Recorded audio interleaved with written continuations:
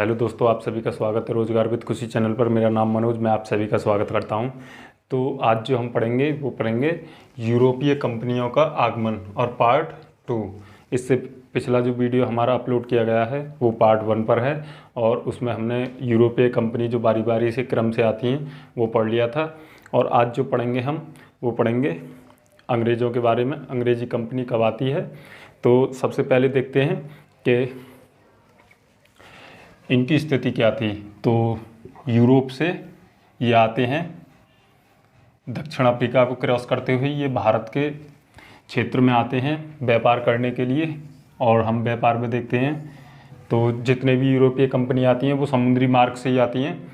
और समुद्री मार्ग जो होता है वो इसका नाम है केप ऑफ गुड होप। तो इसी मार्ग से आते हैं जितनी भी कंपनी आती हैं। तो ये किस लिए आते हैं? क्योंकि भारत में अधिक से अधिक लाभ अर्जित करने के लिए, व्यापार करने के लिए, व्यापार से जो लाभ होता है वो अधिक से अधिक लाभ अर्जित करने के लिए। इसी प्रकार एक अंग्रेजी कंपनी आती है, हमने पिछली वीडियो में देखा था, जो वास्को डी गामा आते हैं पुर्तगाल के, तो वो भी काफ़ी लाभ अर्जित करते हैं। तो उन्हें लगभग 60 गुना लाभ का अधिक सामना करना पड़ता है। और इसी लिए जो ये कंपनी आती है अंग्रेज़ी, ये भी अधिक से अधिक लाभ के लिए आती हैं।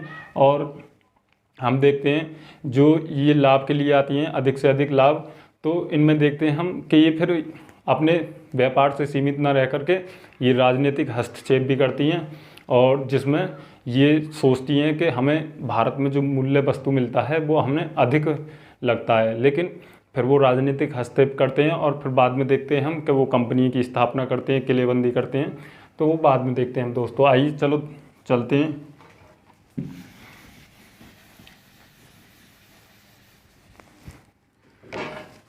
तो दोस्तों लगभग हमने देखा है 31 दिसंबर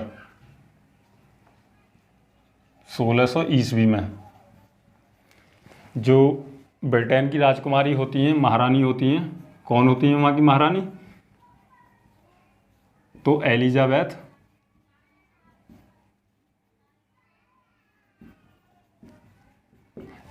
प्रथम। तो उनके नेतृत्व में एक कंपनी की स्थापना होती है। और वो भारत कब आती है? तो वो भारत आती है 1600 ईस्वी में।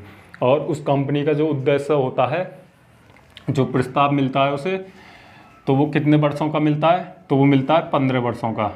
जो फरमान मिलता है उस कंपनी को भारत में व्यापार करने का, वो मिलता है उसे 15 वर्षों का। अब इसके बाद देखते हैं तो उस कंपनी की जो अवधि है वो बार बार बढ़ाई जाती है।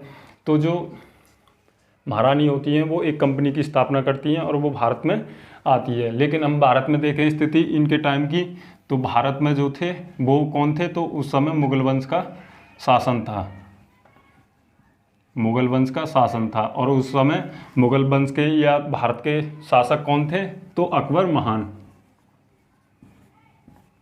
कौन थे दोस्तों? अकबर महान। अब हम देखते हैं दोस्तों अकबर महान थे।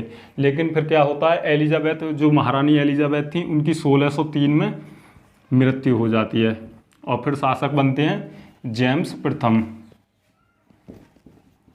जेम्स प्रथम जो ब्रिटेन के राजकुमार बनते हैं या राजा बनते हैं, फिर कौन बनते हैं? जेम्स प्रथम। अब उनके नेतृत्व में क्या होता है, इस कंपनी को बढ़ावा देने के लिए, अधिक से अधिक लाभ कमाने के लिए वो अपने राजदूत मुगल वंश के दरबार में भेजते हैं। और हमने पढ़ा भी है दोस्तों, सबसे पहले जो राजदूत भेजते हैं वो कौन भेजते हैं? तो ये भेजते हैं। और किसके दरबार में? तो ये भेजते हैं अकबर के दरबार में। और किसको भेजते हैं? तो कैप्टन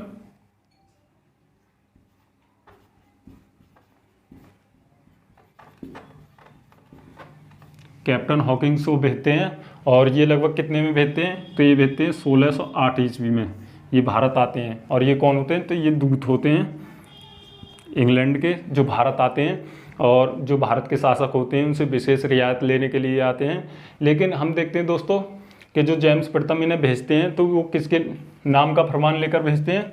तो अकबर के नाम का फरमान, अकबर के नाम का फरमान लेकर भेजते हैं। लेकिन अभी इन्हें यही पता था कि जो भारत में अकबर का ही शासन चल रहा है। लेकिन जो अकबर की मृत्यु है वो 1605 ईस्वी में हो जाती है।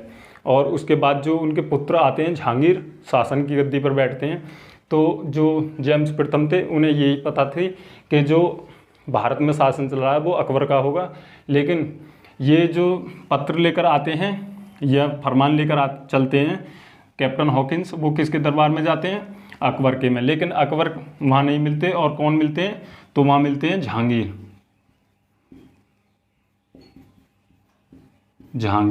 और जहांगीर के दरबार में आते हैं। लेकिन इनसे भी कई क्वेश्चन बन जाते हैं कि कैप्टन हॉकिंस किसके नाम का पत्र या फरमान लेकर आए थे? तो अकबर का। और किसके दरबार में पहुंचते हैं? तो जहांगीर के दरबार में पहुंचते हैं। और इनसे भी क्वेश्चन और भी बन जाते हैं। फिर एक और आते हैं सर टॉमस रो। वो भी कितने में आते हैं? तो वो आते हैं 1615 में। वो भी किसके दरबार में आते हैं दोस्तों? तो वो भी आते हैं जहांगीर के दरबार में। और ये भी विशेष रियायत लेने आते हैं कंपनी के लिए या इंग्लैंड के लिए विशेष रियायत लेने आते हैं, और इन्हें विशेष रियायत मिलती भी हैं।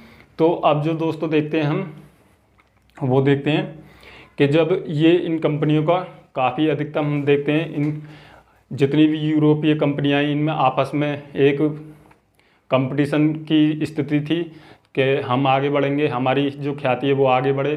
तो इनमें एक कंपटीशन की स्थिति थी। हमने पिछले वीडियो में भी देखा है कि जो डच थे और अंग्रेज़ थे उनका युद्ध हुआ था, बेदरा युद्ध।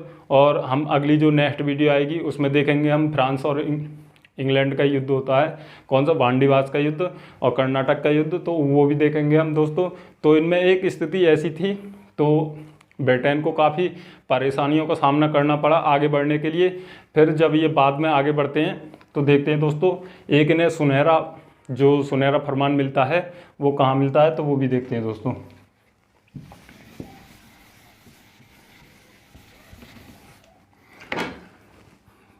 तो लगभग 1632 ईस्वी में गोलकुंडा के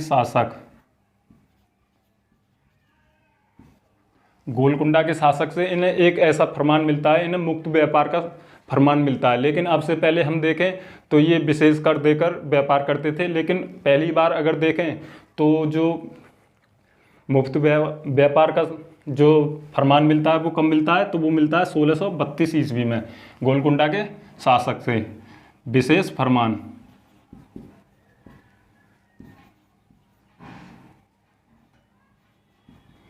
जिससे मुक्त व्यापार का फरमान मिलता है,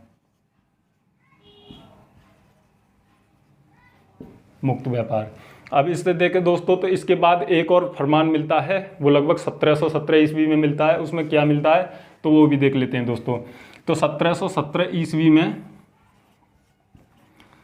जो हम देखते हैं दोस्तों, 1717 ईस्वी में जो मुगल वंश के जो शासक थे वो कमज़ोर शासकों का दौर शुरू हो जाता है, उत्तर मुगल वंश। तो उसमें थे फर्रुखसियर। अब फर्रुखसियर के दरबार में जाते हैं कौन? तो वो जाते हैं सर जॉन सरमन, और वो विशेष रियायत लेते हैं और विशेष रियायत मिलती भी हैं। तो उसी को ही मैग्ना कार्टा का कहा गया है। तो वो देखते हैं। तो 1717 ईस्वी में कौन जाते हैं? तो जॉन सरमन।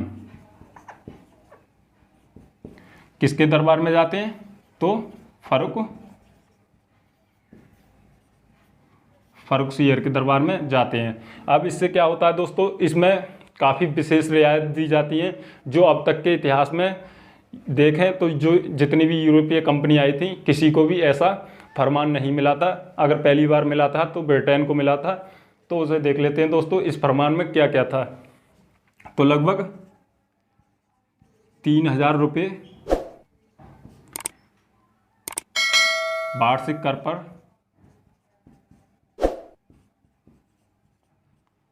बंगाल के क्षेत्र को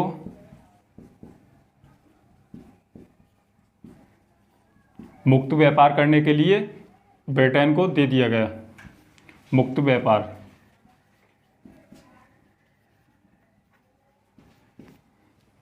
जो हमारा बंगाल का क्षेत्र था उसको 3000 वार्षिक कर पर बंगाल के क्षेत्र को इंग्लैंड को मुक्त व्यापार करने के लिए दे दिया गया।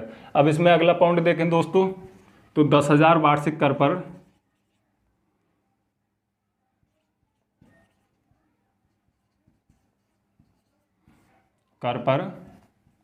सूरत क्षेत्र को इंग्लैंड को मुक्त व्यापार के लिए दे दिया गया। तो हमने देखा दोस्तों 3000 वार्षिक कर पर बंगाल क्षेत्र को मुक्त व्यापार के लिए दे दिया गया और 10,000 वार्षिक कर पर सूरत क्षेत्र को मुक्त व्यापार के लिए दे दिया गया। अब इसके बाद देखते हैं दोस्तों, तो एक बम्बई क्षेत्र से बनता है क्वेश्चन। जो बम्बई क्षेत्र में जो इंग्लैंड द्वारा सिक्के चलाए जा रहे थे, उन सिक्कों को पूरे भारत में चलाने की जो स्थिति मिलती है वो कहाँ से मिलती है, तो वो यहीं से मिलती है। इसी फरमान के द्वारा जो बम्बई में सिक्के चल रहे थे अंग्रेज़ों के, वो पूरे भारत में सिक्के चल जाते हैं इसी फरमान के द्वारा। तो इसी फरमान को इंग्लैंड के लिए या अंग्रेज़ों के लिए मैग्ना कार्टा साबित होता है। मैग्ना कार्टा साबित होता है, इसका मतलब है अधिकार पत्र। तो जो अधिकार पत्र या मैग्ना कार्टा कहा जाता है वो किसके लिए कहा जाता है, तो वो फर्रुखसियर के आदेश को कहा जाता है। तो ये भी क्वेश्चन बन जाता है कि वो मुगल शासक कौन था जिसने ये आदेश दिया और इंग्लैंड के लिए मैग्ना कार्टा साबित हुआ, तो वो फर्रुखसियर थे।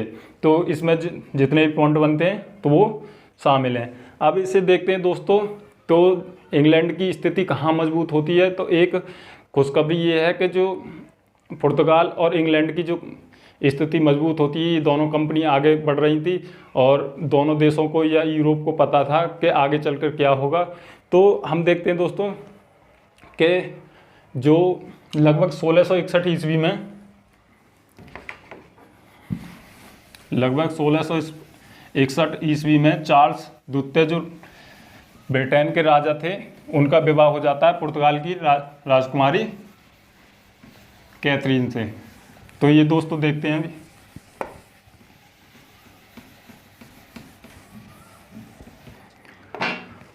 तो जो 1661 ईस्वी में, तो जो ब्रिटेन के राजकुमार थे वो थे चार्ल्स द्वितीय, और जो पुर्तगाल की राजकुमारी थी वो थी कैथरीन। इनका नाम क्या था दोस्तों, कैथरीन। इनका विवाह वहाँ होता है, लेकिन जो असर दिखता है वो भारत में दिखता है। और वो असर क्या दिखता है, तो वो भी देखते हैं दोस्तों।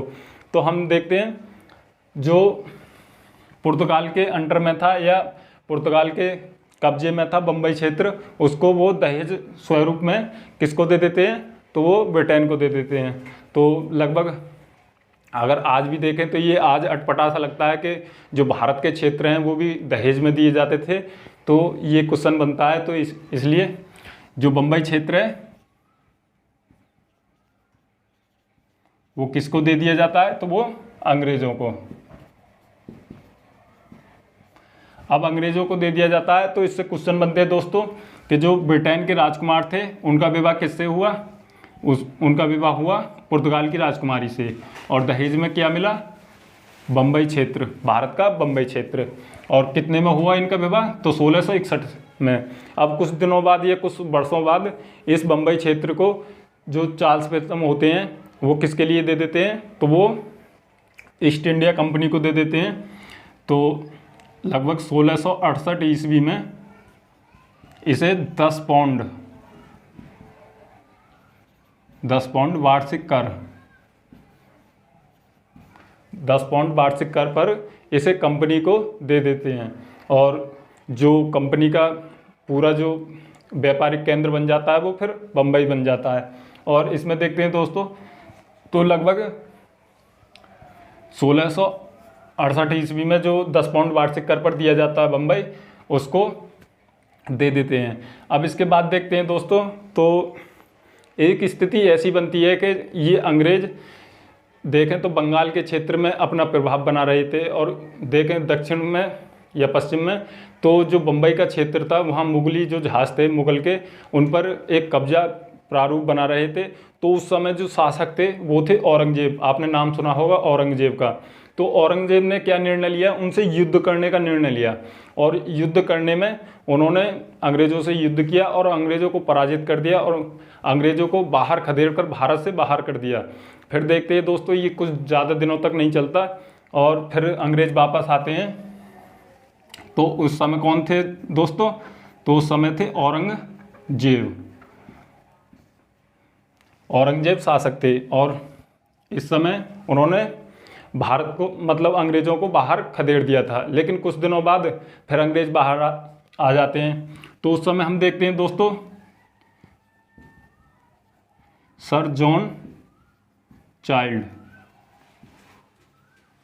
तो जो युद्ध होता है फिर दोबारा औरंगजेब का और फिर किसका होता है, तो वो होता है अंग्रेजी सेना के जो प्रमुख थे वो थे सर जॉन चाइल्ड। इन दोनों में एक युद्ध होता है और इस युद्ध में सर जॉन चाइल्ड को वो पराजित कर देते हैं। लेकिन अंग्रेज़ों को रुकने के लिए एक मौका मिल जाता है कि संधि हो जाती है, कुछ कर देकर उन्हें एक मौका रुकने का मिल जाता है। इसके बाद देखते हैं दोस्तों, ये अंग्रेज़ अपने किलेबंदी करते हैं और उन किलों का नाम रखते हैं। तो वो देखते हैं दोस्तों, तो ये है दक्षिण भारत और जो ये क्षेत्र है ये है मद्रास और ये था कोलकाता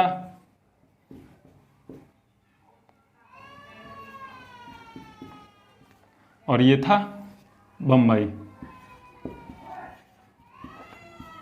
हम देखते हैं दोस्तों, तो ये अगर वर्तमान में भी देखें तो इन 3 नामों को प्रेसिडेंटी के नाम से भी जाना जाता है। तो अंग्रेज़ों ने किस किस जगह को प्रेसिडेंटी बनाया, कोलकाता प्रेसिडेंटी और मद्रास प्रेसिडेंटी और बम्बई प्रेसिडेंटी। सबसे पहली जो प्रेसिडेंटी थी वो थी कोलकाता और इसके जो हेड थे वो थे आयरकूट। कौन थे? आयरकूट। अब देखते हैं दोस्तों, ये किलेबंदी करते हैं तो वो कहाँ कहाँ करते हैं, तो वो करते हैं एक कोलकाता में और एक मद्रास में और एक पांडुचेरी में। तो हम देखते हैं दोस्तों, जो किले का नाम है वो है फोर्ट सेंट जॉर्ज जो मद्रास में, और जो दूसरा है वो है फोर्ट विलियम वो है कोलकाता में, और फोर्ट लुई वो है पांडुचेरी। तो हम देखते हैं दोस्तों, जो फोर्ट सेंट जॉर्ज है वो मद्रास में, और फोर्ट विलियम वो है कोलकाता में, और फोर्ट लुई वो है पांडिचेरी में। तो दोस्तों हमने आज ये वीडियो में देखे, और इसके बाद जो हमारी तीसरी वीडियो आएगी वो भी यूरोपीय कंपनियों का आगमन पर आएगी, और उसमें जो हम बात करेंगे दोस्तों वो करेंगे फ्रांसी कंपनी, और जो अन्य 2 कंपनी आती हैं उनके बारे में भी बात करेंगे जिनसे क्वेश्चन बन जाते हैं। और इस वीडियो में आपको काफ़ी अच्छा समझ में आया होगा, और इससे जो ऑब्जेक्टिव बनते हैं बनाने की कोशिश करें दोस्तों किताब से। तो थैंक यू दोस्तों, इस चैनल को ज़्यादा से ज़्यादा शेयर करें। थैंक यू दोस्तों।